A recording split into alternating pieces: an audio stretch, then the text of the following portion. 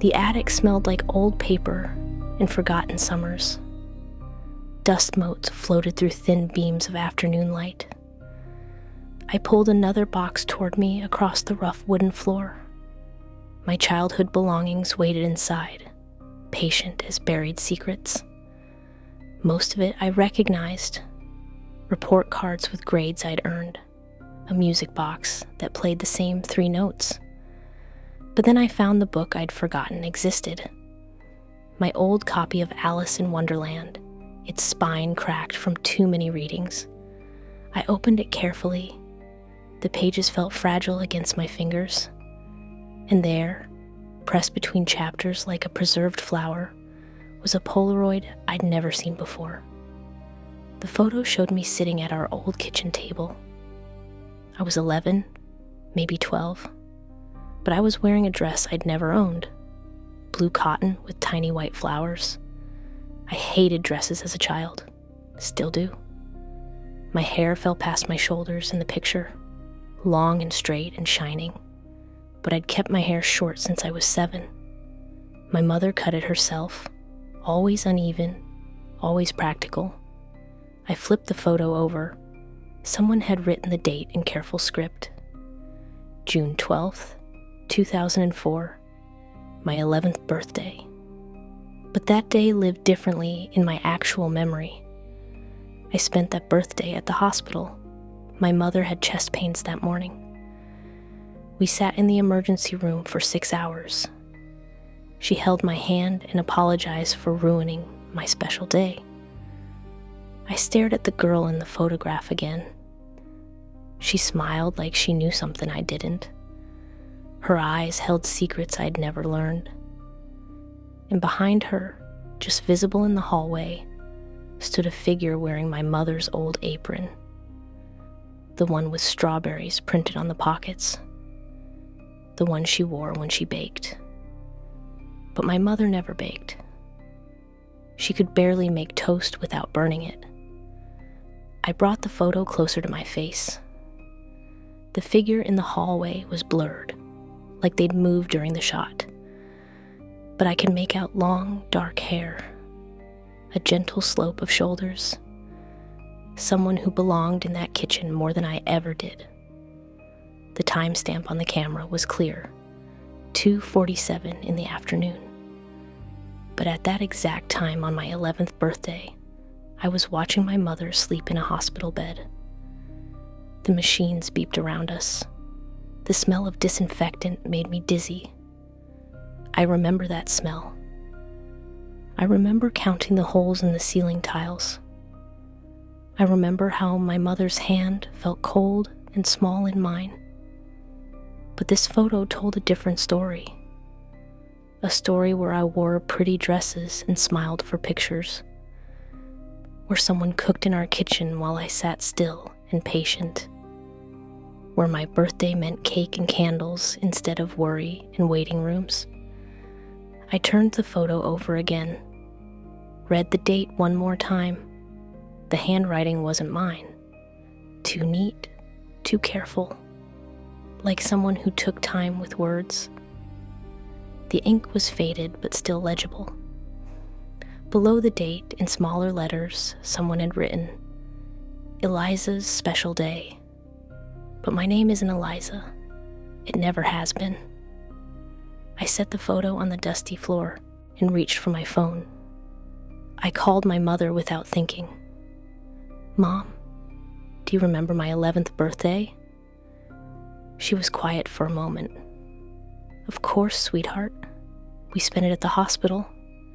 You were so grown up about the whole thing. Do you remember taking any pictures that day? Pictures? No, honey, I don't think so. I hung up and stared at the photo again. The girl who looked like me smiled back, but her smile felt wrong now, too knowing, too calm. I noticed something else. In the background, through the kitchen window, I could see our backyard. But the tree was wrong. We had an oak tree, thick and gnarled. In the photo, I saw a willow. Its branches swept down like curtains. We never had a willow tree. I would have remembered that. I would have climbed it. I would have hidden beneath its gentle shade. But there it was, captured in a moment I didn't live, in a memory that felt more real than my own. I picked up the photo with trembling fingers. The girl looked happy, peaceful, like she belonged exactly where she was, like she'd never spent a birthday in a hospital waiting room, like she'd never worried about anything at all. And suddenly, I wasn't sure which memory was true anymore. The cold hospital room felt distant now. The beeping machines seemed like echoes from someone else's life. Maybe I did wear that blue dress. Maybe I did smile for pictures. Maybe someone did bake for me while I sat at that table, patient and good. The thought should have comforted me, but instead it made my hands shake. Because if this photo was real, then what else had I forgotten? What other pieces of my life were missing? What other girls' memories had I been carrying around, thinking they were mine? I slipped the photo back between the pages, but I couldn't close the book. Not yet. Because somewhere in my chest, a small voice whispered that the girl in the picture looked more like me than I did. And that voice sounded gentle and familiar, like someone I'd known once but somehow lost along the way. I woke up 3 days later with silver wrapped around my wrist, cold metal against my skin, a bracelet I'd never seen before. I sat up in bed and held my arm to the morning light. The bracelet was delicate, thin as thread, but strong. Tiny engravings covered its surface. Letters I couldn't quite read, initials that meant nothing to me. I tried to unclasp it, but couldn't find the opening. My fingers searched for hinges, for breaks in the metal. But the bracelet seemed solid, unbroken, like it had been made around my wrist. I pulled at it, twisted it. The metal wouldn't budge. It fit perfectly, not too tight, not too loose, like it had been measured for me, like it belonged. But I don't wear jewelry, never have. My skin is sensitive. Metal makes me break out in red patches. My mother learned that when I was young. I called my friend Sarah. She answered on the second ring. "Sarah, did I buy a bracelet recently?" She laughed.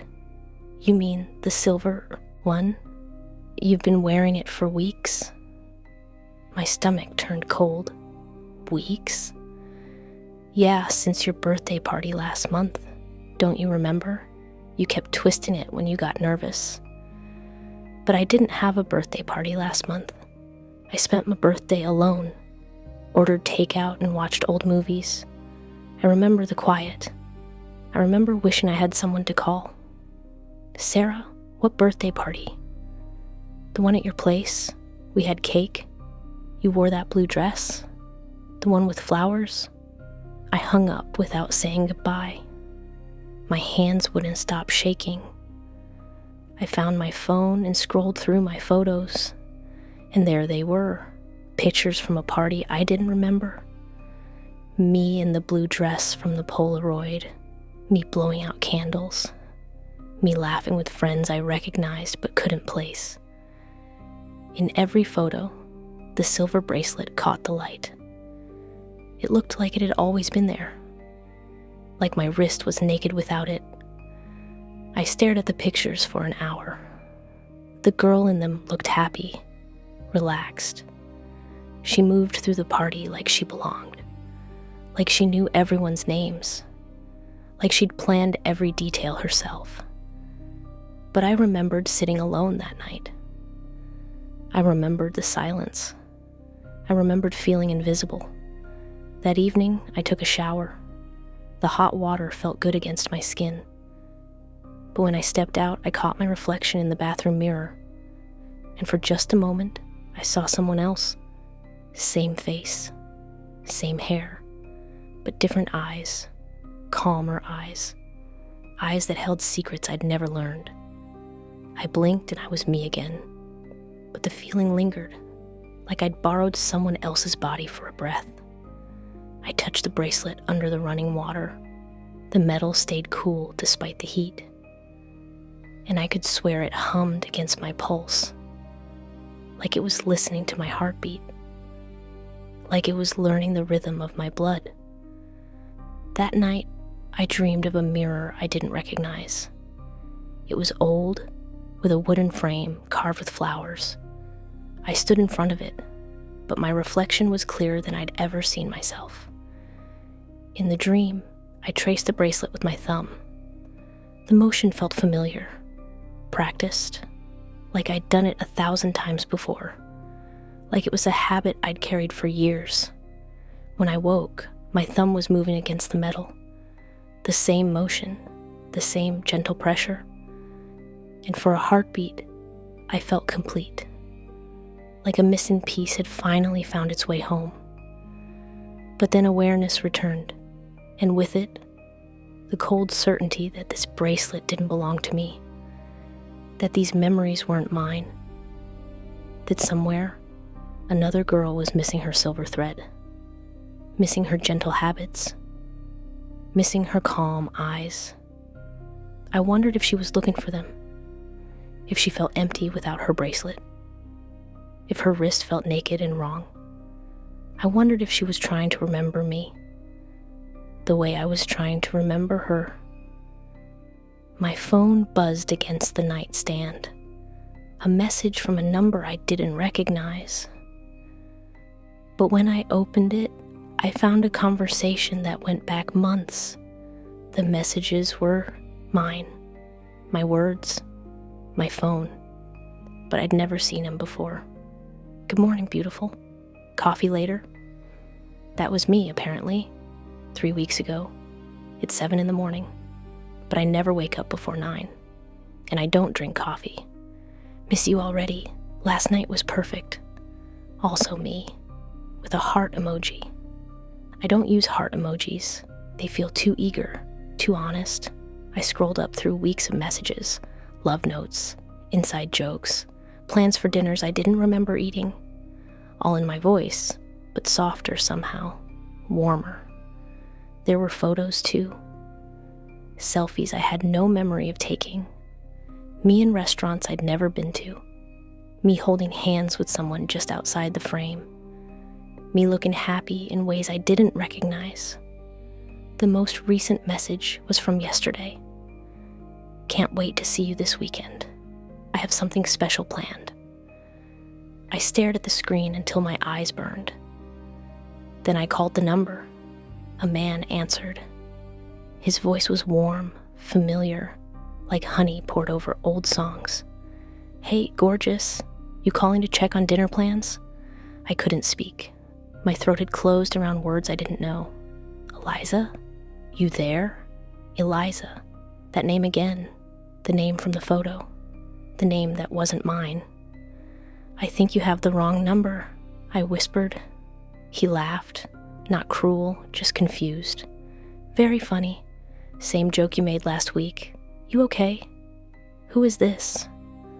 The silence stretched between us like a held breath. Then, it's Marcus, your boyfriend. We've been together for 8 months. I hung up and sat on my bedroom floor. My whole body felt hollow, like someone had scooped out my insides and left only skin. I called my sister Emma. She'd know. She'd remember if I had a boyfriend. She remembers everything. Em, do I have a boyfriend? Marcus? Of course. You talk about him constantly. You brought him to dinner last month. What dinner? Mom's birthday dinner at that Italian place. You wore the black dress with the bow. Marcus brought flowers. But Mom's birthday was 3 months ago. I spent it alone because Em was traveling. I ordered pizza and watched her favorite movie. I remember feeling guilty for not calling. Emma, I was alone for Mom's birthday. You were in Portland. No, Nora, I was there, We all were. You and Marcus sat next to each other. You kept laughing at his jokes. I hung up and opened my photo gallery again, and there it was, Mom's birthday dinner, all of us around a table at Romano's. Me in a black dress I'd never bought, sitting next to a man with kind eyes and gentle hands. In the photo, I was looking at him, like he hung stars in dark skies, like he was the answer to questions I'd never thought to ask. But I don't remember his face. I don't remember his laugh. I don't remember feeling that happy. I studied the picture until I'd memorized every detail. The way his hand rested near mine, the way I leaned toward him when he spoke, the way my smile looked real instead of practiced. That night, I voice recorded a message to myself, just to hear how I sounded when I was alone, when I was being me. My voice was flat, careful, like I was afraid of saying the wrong thing. Then I played one of the voice messages I'd sent to Marcus. The voice was mine, but different, lighter, full of music I'd never learned to make. Can't wait to see you tonight. I picked up that wine you like, the one from our first date. Our first date. I tried to imagine it, candlelight and nervous laughter, the way he might have looked at me across the table, the way I might have felt when he walked me home. But when I closed my eyes, all I saw was emptiness. Blank spaces where memories should have been. I wondered if Marcus noticed the difference. If the girl in those messages felt more real to him than I did. If he was waiting for her to come back. If he could tell that someone else was wearing her face, living her life, sleeping in her bed.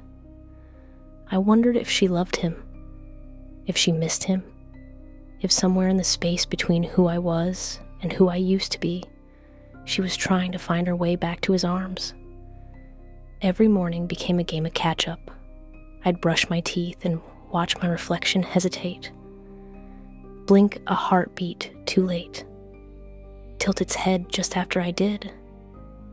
At first I blamed the lighting. The old bathroom bulbs flickered sometimes, made shadows dance where they shouldn't. But then I started paying attention, really watching. And my reflection always lagged behind, like it was copying me instead of being me. I tested it, raised my right hand quickly. My reflection raised its left hand a moment later. I smiled. It smiled back, but the expression felt borrowed. In the department store downtown, I caught my reflection in a window display. For just a second, it wasn't me at all. Same height, same hair, same clothes. But the eyes were different, softer, more certain, like they'd seen beautiful things I'd never witnessed.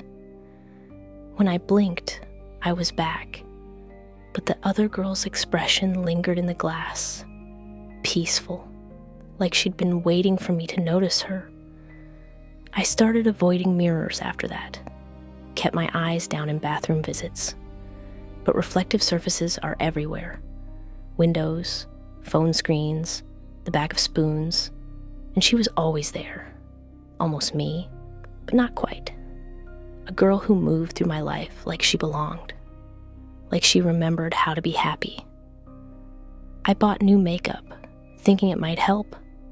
Darker lipstick, different foundation. But when I applied it, my hands moved without instruction, drew perfect lines I'd never learned to make. The face that looked back was beautiful, polished, like someone who'd practiced in front of mirrors for years, like someone who knew which angles caught the light. But it wasn't my face. I don't know how to do my makeup. I barely know how to hold eyeliner without poking myself.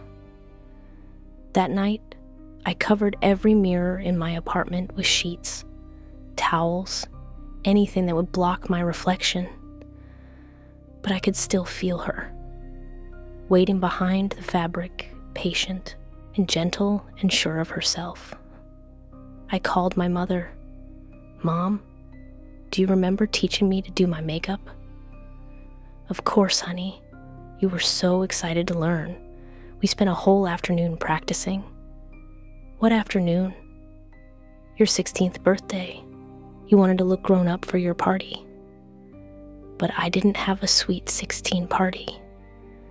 I was grounded that whole week for staying out too late. I spent my birthday reading in my room. "Mom, I was grounded on my 16th birthday." She was quiet for a long moment. "No, sweetheart.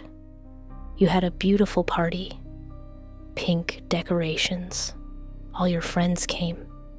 You wore that white dress with the roses."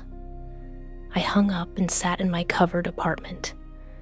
Every sheet fluttered slightly in the air from the heating vents, like the mirrors underneath were breathing. I thought about the girl behind the glass, how she moved like she belonged in my body, how she smiled like she'd earned the right to happiness. Maybe she had parties I didn't remember. Maybe she learned things I'd never studied. Maybe she lived the life I was supposed to have lived. I reached for the sheet covering my bedroom mirror, pulled it down slowly. There she was, looking back at me with eyes that held no confusion, no fear, just recognition, like she'd been waiting for me to stop running from her. For a moment, we stared at each other. Two girls sharing one face, one life, one reflection that couldn't decide who it belonged to. Then I blinked, and I was alone again. But the feeling of being seen lingered, the strange comfort of being recognized by someone who knew me better than I knew myself. I wondered if she was lonely too, if she missed the life she'd been living, if she wanted her reflection back as much as I wanted mine. I wondered if we could both exist in the same mirror, the same body, the same confused and fractured space between who I am and who I used to be. It started while I was brushing my teeth, a whisper just behind my left ear. So soft I thought it was water running through the pipes. But then it finished my sentence. I was thinking about grocery shopping, about whether I needed milk, and the voice murmured, 2%, the kind in the blue carton.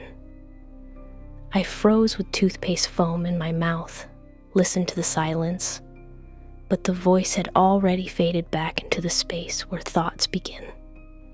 The next morning, it happened again. I was getting dressed, staring at my closet, and she whispered, "The green sweater. The one that brings out your eyes. I don't own a green sweater." But when I looked closer, there it was. Hanging between clothes I actually remembered buying. Soft cashmere, the color of sea glass. I touched it. The fabric felt familiar under my fingers, like I'd worn it 100 times, like it was my favorite. The voice grew stronger over the days, more confident, like she was remembering how to speak. "Turn left at the light," she'd murmur when I was driving. And I would, without thinking, find myself on streets I'd never explored. But somehow, I knew which house had the blue door, which corner had the best coffee shop. "Call in sick today," she whispered one morning, and I did. Spent the day walking through a park I'd never been to, but my feet knew the path, knew which bench faced the pond, knew where the oak tree grew in perfect shade. She reminded me of things I'd forgotten, or things I'd never known to begin with. "Your grandmother's lullaby," she hummed when I couldn't sleep. And suddenly I remembered words in a language I didn't speak, a melody that tasted like warm milk and safe darkness. But I never met my grandmother. She died before I was born. The birthday party in 5th grade, she whispered. Emma Walsh. Pink cake. You won musical chairs. And I could see it. The streamers, the games, the way Emma smiled when I handed her my present, how proud I felt when she unwrapped it. But Emma Walsh moved away in 4th grade. I went to her goodbye party, not her birthday party. I cried when her family's car pulled away from the curb. The voice knew secrets I'd never learned, remembered moments I'd never lived. But each memory felt true when she shared it, more real than my own confused recollections. Jonah proposed on the beach, she murmured one evening. September sunset. You said yes before he finished asking. And for a heartbeat, I can feel sand between my toes, taste salt air, feel the weight of a ring I'd never worn. But I've never been engaged, never even been close. He had such gentle hands, she continued. Remember how he'd trace circles on your palm when you were nervous? And I could feel it, the soft pressure of fingers drawing patterns on my skin, the way it calmed something deep in my chest. I started talking back to her, asking questions. Who was Jonah? Your heart, she answered simply. The boy who made you believe in forevers. Where is he now? Silence. Then so quietly, I almost missed it. Waiting. For what? For you to remember him. That night, I dreamed of gentle hands and sunset proposals, of a love so certain it felt like breathing. When I woke, my left hand was curled like it was holding something precious.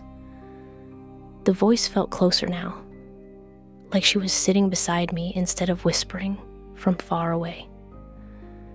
We used to be the same person, she said softly, before something broke us apart. What broke us? Fear, she answered. Fear of being too happy, too hopeful, too much. And I understood. The girl with the gentle voice was everything I'd been afraid to become.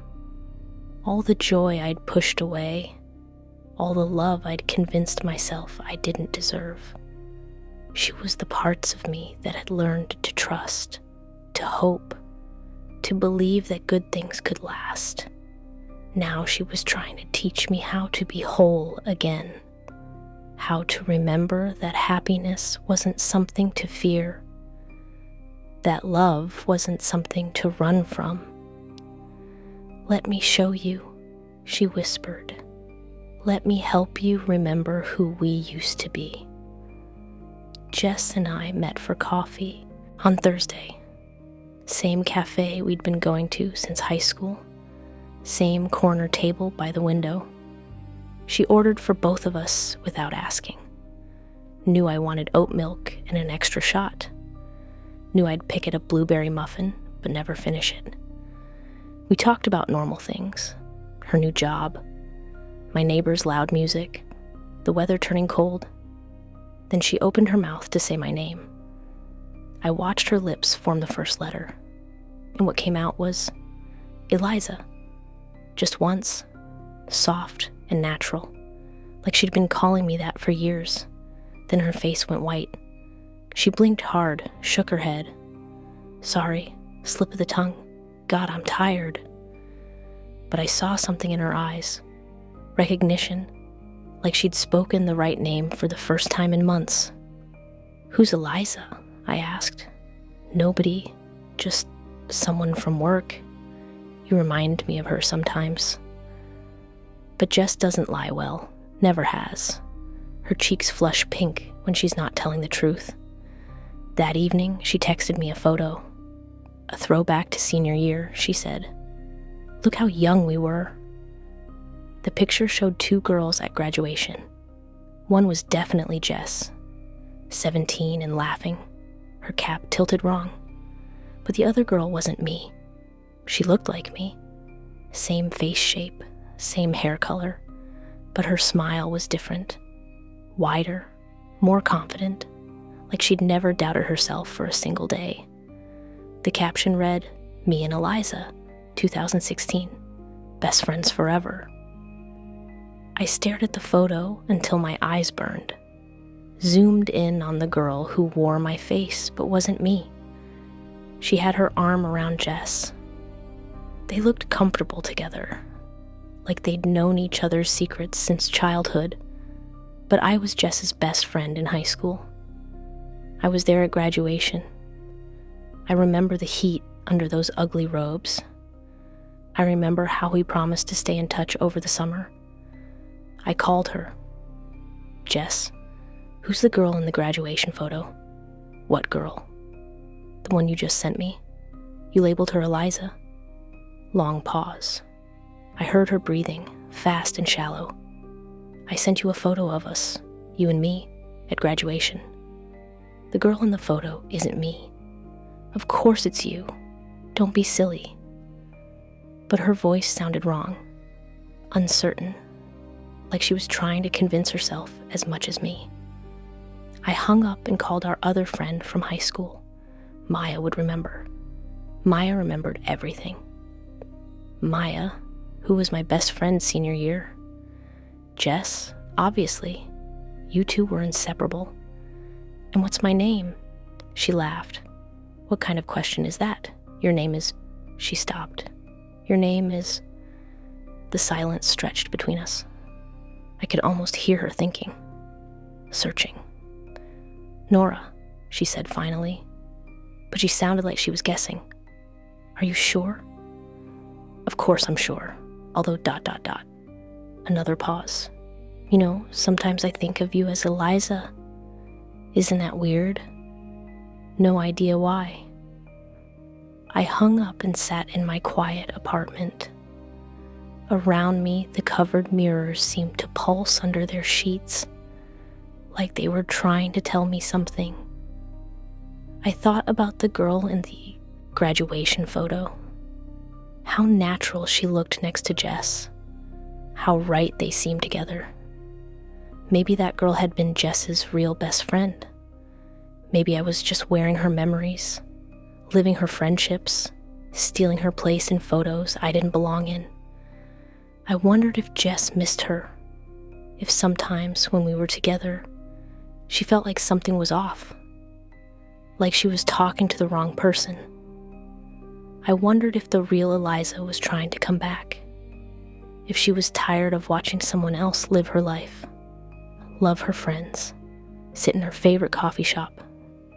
That night, I dreamed I was at graduation again, but this time, I was in the audience, watching myself walk across the stage. Except it wasn't me. It was her, Eliza. She looked so proud, so sure of herself. When they called her name, she smiled like she'd earned every good thing that was coming, and I realized that maybe she had. Maybe this life belonged to her. Maybe I was the mistake, the glitch, the girl who didn't deserve the friends and memories I'd been carrying around.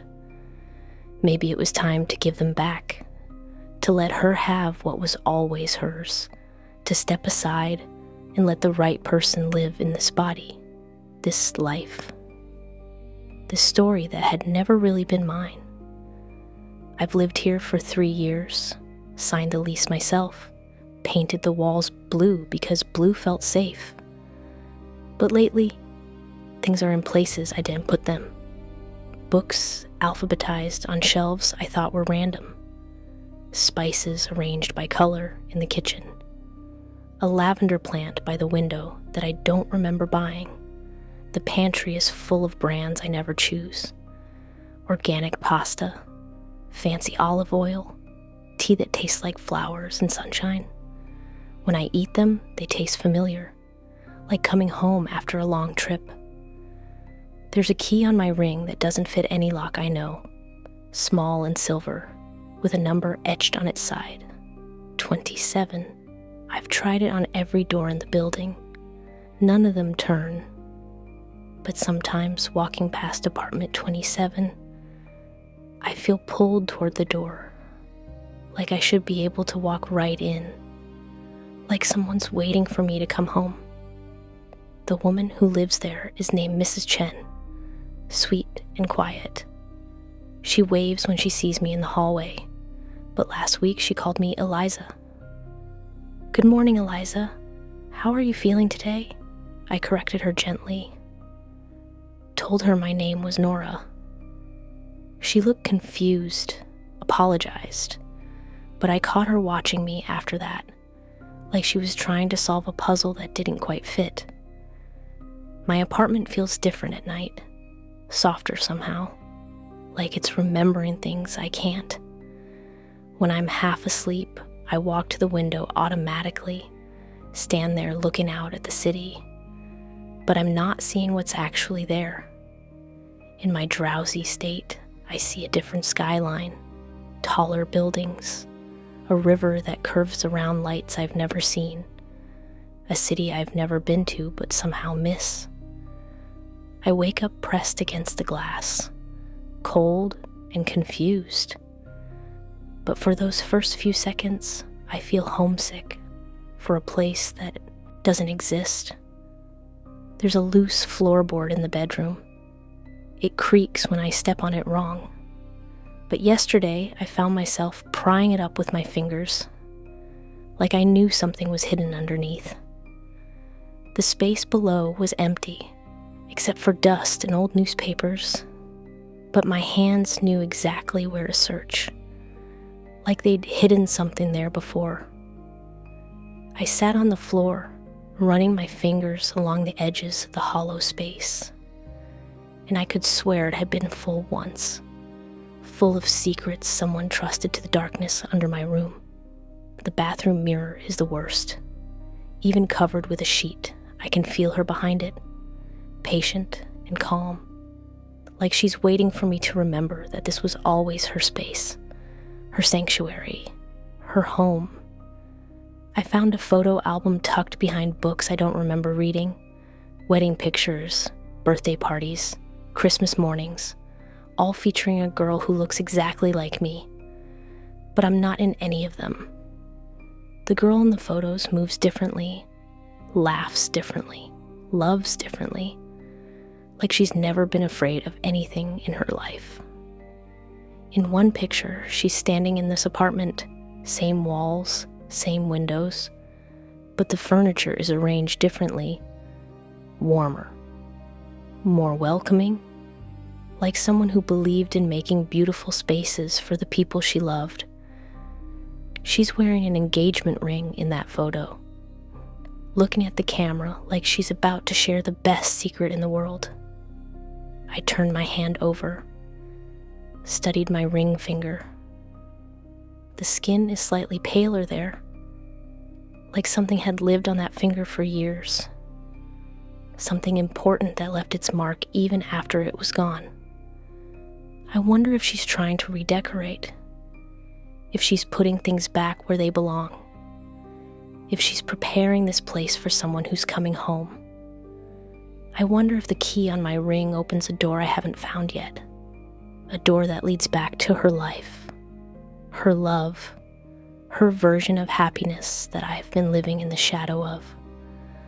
I wonder if I should let her, if I should pack my things and leave this space for its rightful owner, if I should stop pretending that any of this was ever really mine.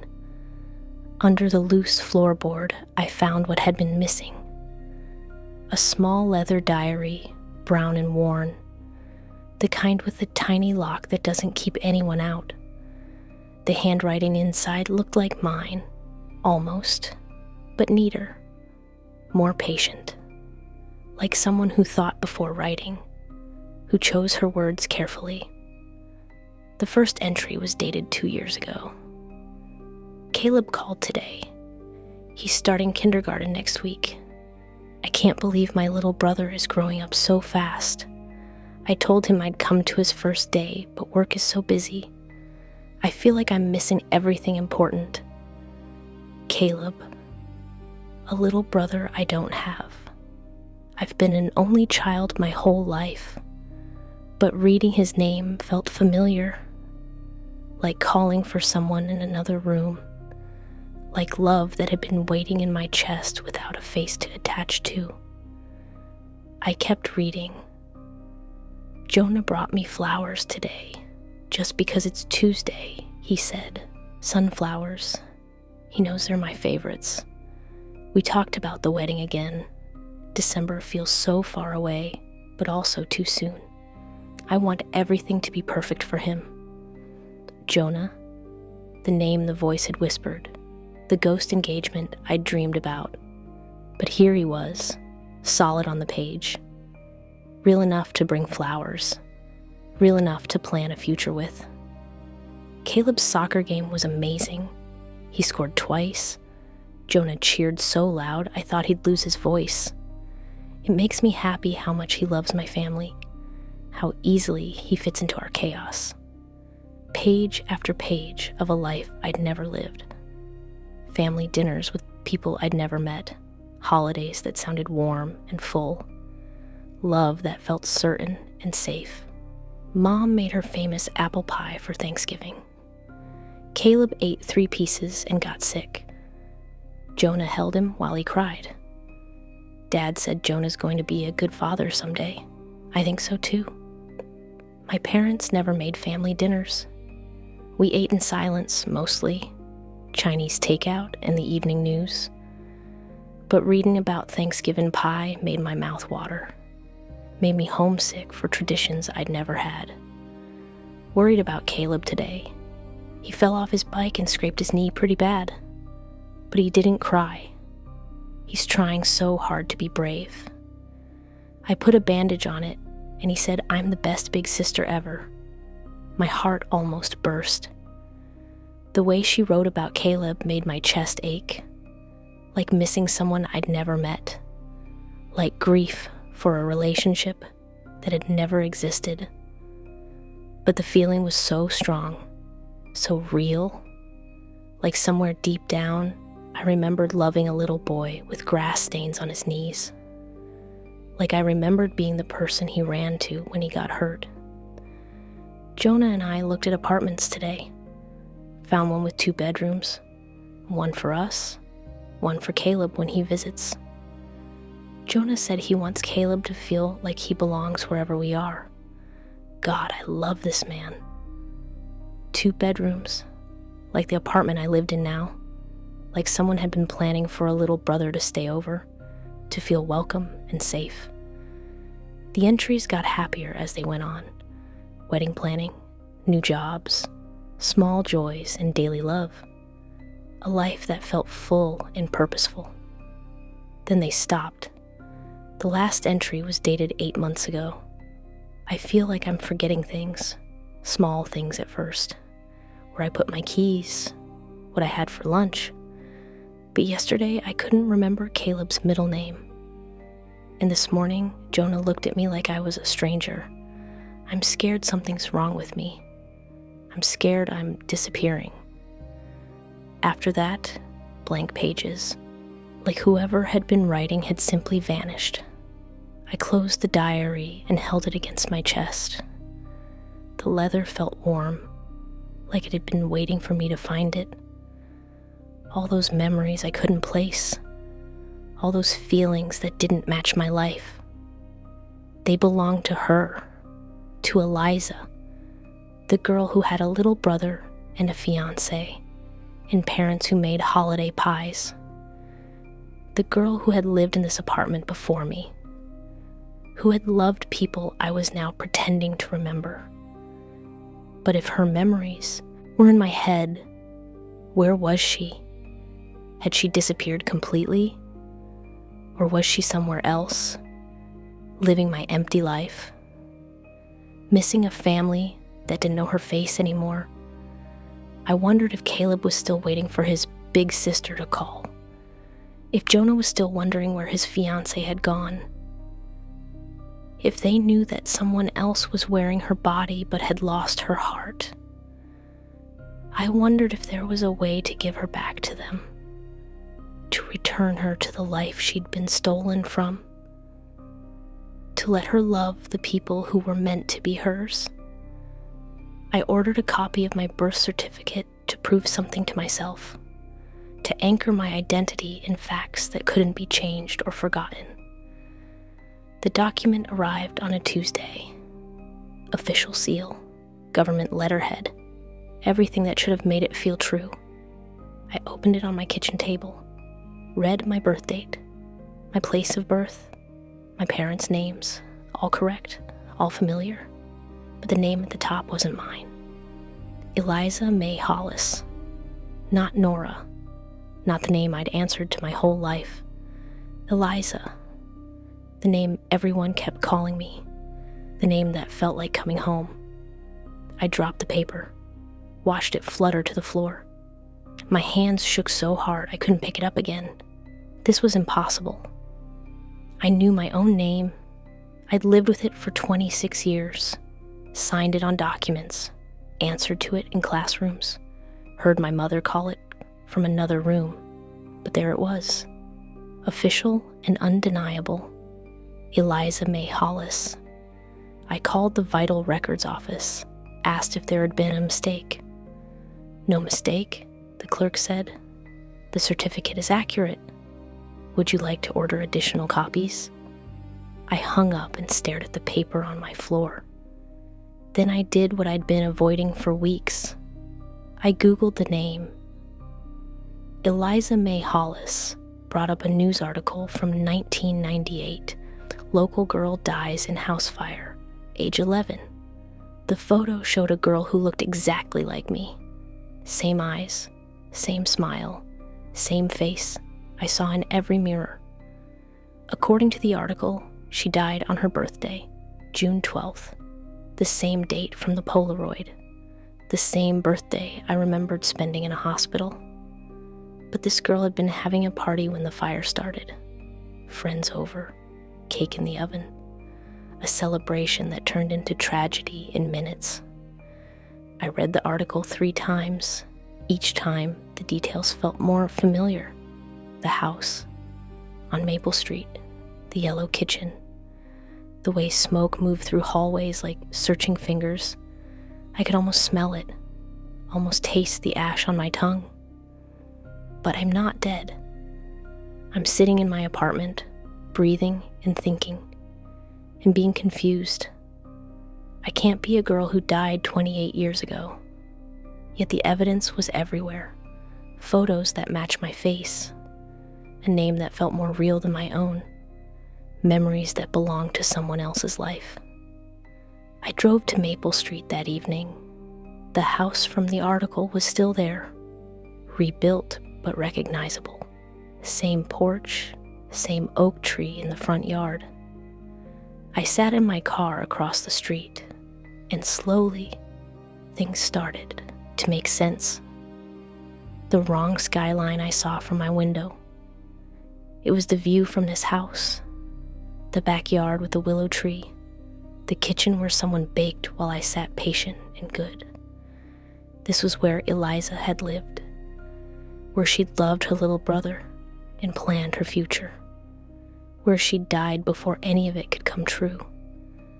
Somehow, her memories had found me, her feelings, her relationships, her hopes for a life that had been cut short.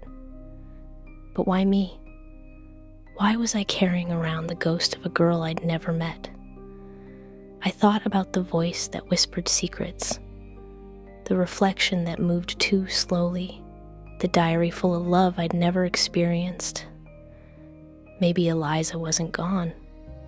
Maybe she'd been waiting all these years, waiting for someone to live the life she'd lost, to love the people she'd left behind.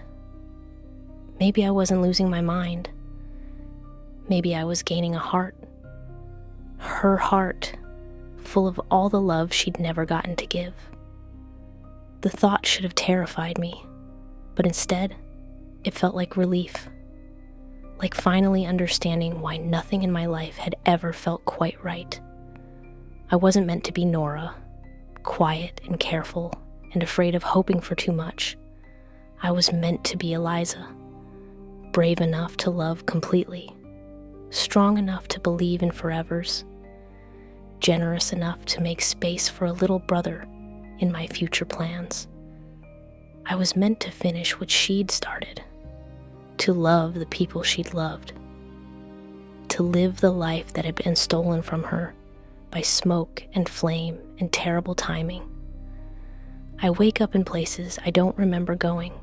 This morning, I found myself in Central Park, sitting on a bench I'd never seen before, but my body knew the way there.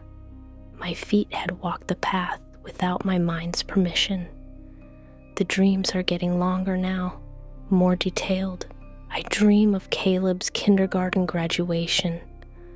How proud I felt watching him walk across that tiny stage. How he ran to me afterward, his cap falling off his head. "Eliza, did you see me? Did you see me up there?" And I remember lifting him up, spinning him around, feeling like my heart might burst from loving someone so much. But when I wake up, the feeling lingers, like an echo of something real. I'm losing time during the day too. Hours that disappear while I'm doing things I don't remember deciding to do. I'll find myself cooking dinner with ingredients I didn't buy, or wearing clothes that appeared in my closet overnight. Yesterday, I spent 3 hours writing wedding invitations. My handwriting, but neater, more careful. The names on the envelopes were people I had never met, but my hand knew their addresses by heart. Mr. and Mrs. Patterson, the Morrison family, Uncle David and Aunt Susan, people who would have come to Eliza's wedding, people who loved her and were waiting for their invitations that never came. I called the phone number from my text messages. Marcus answered on the first ring. "Eliza, where have you been? I've been worried sick." His voice was warm, honey, and relief, like he'd been waiting by the phone for weeks. "I'm here," I said, and for the first time, it felt true. "Can I see you tonight? I have something to tell you."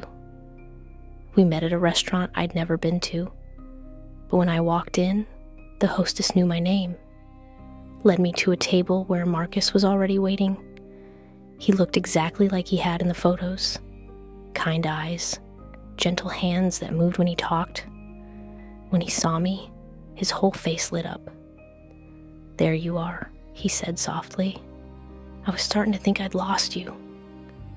And sitting there, looking at him across the table, I realized something had shifted. The confusion was lifting. The fog in my head was clearing. I remembered things. Real things. Our first date at the coffee shop downtown. How nervous he'd been asking for my number. The way he'd kissed me goodnight on my doorstep. "I brought you something," he said. He pulled out a small velvet box. "I was going to wait until your birthday, but I can't. Not anymore." Inside was a ring, simple and perfect. The same one from the photo album, the one that had left a mark on my finger. "Eliza May Hollis," he said, getting down on one knee right there in the restaurant. "Will you marry me?" Again. Again. Because we'd done this before. Because Eliza had said yes on a beach at sunset. Because they'd been planning a December wedding before everything went wrong. "Yes," I whispered. And when he slipped the ring onto my finger, it fit perfectly, like it had been waiting 28 years to come home. That night, I called Caleb, my little brother who was now 39, who had gray in his hair and kids of his own. "Caleb, it's me. It's Eliza." The silence on the other end stretched like held breath. Then, "Eliza? Eliza, is that really you?" "I'm here," I said. "I'm back." And I was, finally completely back. Not Nora anymore. Not the careful, quiet girl who was afraid to hope for too much. I was Eliza, the girl who loved fiercely and completely, who made space in her life for everyone she cared about, who believed in forevers and fought for them. The girl who had died in a fire, but somehow found a way to live again, to finish what she'd started. to love the people who had been waiting for her to come home. I don't know how it happened. Don't understand the mechanics of souls switching places or memories finding new homes. But I know that somewhere in the space between sleeping and waking, between memory and dream, Eliza had been calling for help. And somehow I had heard her. Now her life was my life. Her love was my love. Her family was my family. And for the first time since I could remember, everything felt exactly as it should be. Like I was finally living in the right story. Like I was finally home.